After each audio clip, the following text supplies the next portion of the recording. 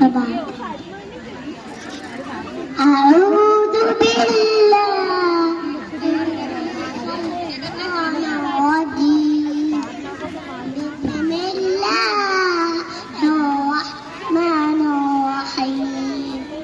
القارعة ما القارعة وما أدراك ما القارعة يوم يكون الناس كالفراش المبثوث فتكون الجبال كالعهن المنفوش فأما من ثقلت موازينه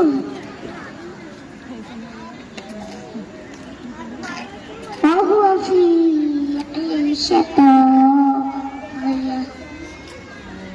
فأما من خفت موازينه